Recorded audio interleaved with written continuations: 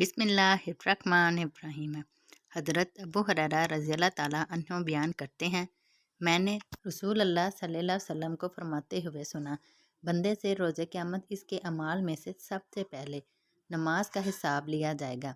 अगर वो सही दुरुस्त हुई तो वो फला निजात पा गया, और अगर वो सही दुरुस्त ना हुई तो फिर वो नाकाम नामुराद होगा।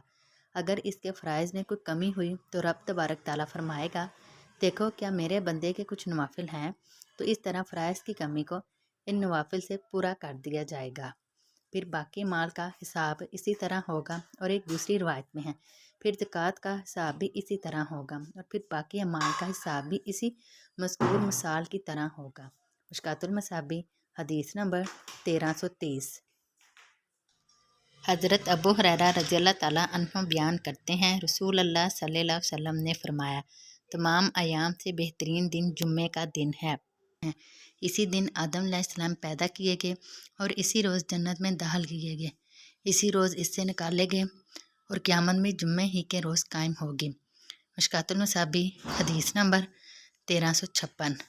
हज़रत अबू हुरैरा रज़ियल्लाहु ताला अन्हु बयान करते हैं, रसूल अल्लाह सल्लल्लाहु अलैहि वसल्लम ने फरमाया, जुम्मे के दिन एक ऐसी घड़ी है कि जब कोई मुसलमान बंदा इस घड़ी में अल्लाह से कोई खैर तलब करता है तो अल्लाह इसे वही चीज़ अता फरमा देता है।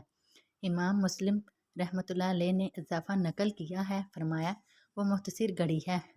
सही हैन की रवायत में है, आप सल्लल्लाहु अलैहि वसल्लम ने फरमाया, जुम्मे में एक ऐसी घड़ी है कि जब मुसलमान ठीक इस घड़ी में नमाज के दौरान या नमाज की जगह नमाज के इंतज़ार में बैठ कर अल्लाह से कोई खैर तलब करता है तो अल्लाह इसे वही चीज़ अता कर देता है।